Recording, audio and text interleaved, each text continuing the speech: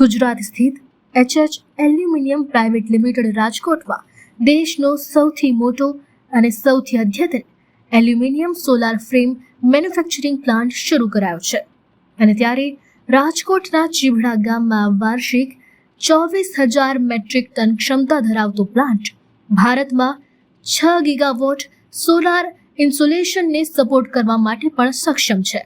આ પ્લાન્ટનું ઉદ્ઘાટન 4 જુલાઈ 2025 કેન્દ્રીય જળશક્તિ મંત્રી CR પાટીલ દ્વારા વરિષ્ઠ સરકારી અધિકારીઓ, HNH એલ્યુમિનિયમ લીડરશિપ ટીમ અને તમામ આમંત્રિત મહાનુભાવોની હાજરીમાં કરવામાં આવ્યું। આ કંપનીએ 28,000 ચોરસ મીટરના અત્યાધુનિક અને સોલાર પેનલ એલ્યુમિનિયમની ફ્રેમ માટે સૌથી અદ્યતન પ્લાન્ટમાં લગભગ 150 કરોડનું રોકાણ પણ કર્યું છે। આ પ્લાન્ટમાં ટ્રાયલ ઉત્પાદન જૂન 2025માં શરૂ થયું છે। અનેક મહિનાની અંદર કોમર્શિયલ પ્રોડક્શન શરૂ થવાની ધારણા પણ છે।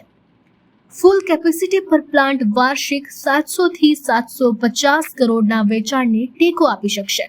આ પ્લાન્ટ 300 થી વધુ લોકો માટે રોજગારીની તકો પણ ઊભી કરશે। કંપનીના ડિરેક્ટર ઉત્તમ પટેલે વધુ માહિતી આપતા જણાવ્યું કે આ ભારતનો સૌથી મોટો અને સૌથી અદ્યતન solar panel aluminium frame plant હશે અને અમે લગભગ 1 વર્ષના રેકોર્ડમાં આને સ્થાપિત કરવામાં સફળ રહ્યા છીએ અને રાજ્ય સરકાર અને તમામ સંબંધિત વિભાગોના તેમના સમર્થન બદલ હું આભારી પણ છું। તેમણે વધુમાં કહ્યું કે હાલમાં ભારત 90 થી 95% એલ્યુમિનિયમ સોલાર પેનલ ફ્રેમને આયાત કરે છે।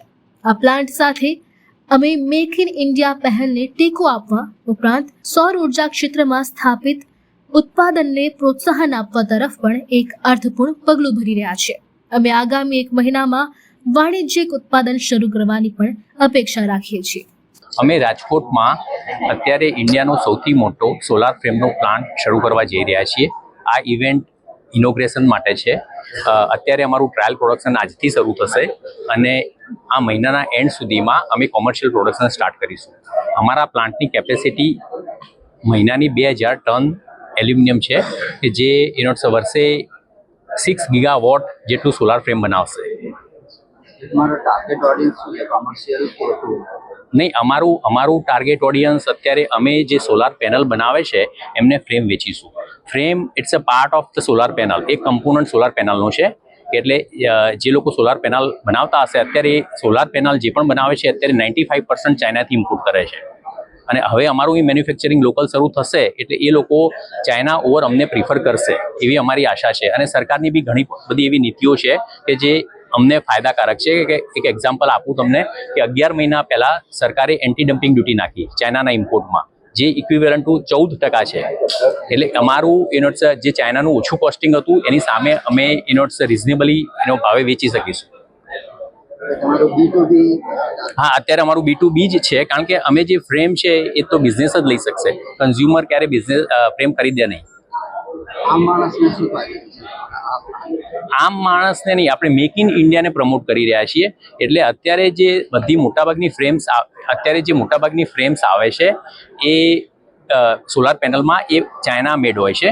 હવે અમારા આ પ્રોડક્શનથી હવે એ જે ફ્રેમ જે પેનલ આવશે એમાં મેક ઇન ઇન્ડિયા ફ્રેમ હશે। નાના વેપારીઓ અત્યારે ગુજરાતમાં અને ઇન્ડિયામાં ઘણા બધા નાના સ્મોલ સ્કેલ યુનિટ છે કે જેમને ઘણીવાર ચાઇનાથી ઇમ્પોર્ટ કરવામાં તકલીફ પડતી હોય છે।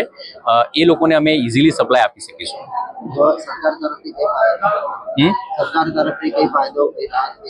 સરકાર તરફથી ઘણા બધા બેનિફિટ્સ છે। એક તો એન્ટી ડમ્પિંગ ડ્યુટી લગાવી એટલે ચાઇનાનું કોસ્ટિંગ એ વધી ગયું છે।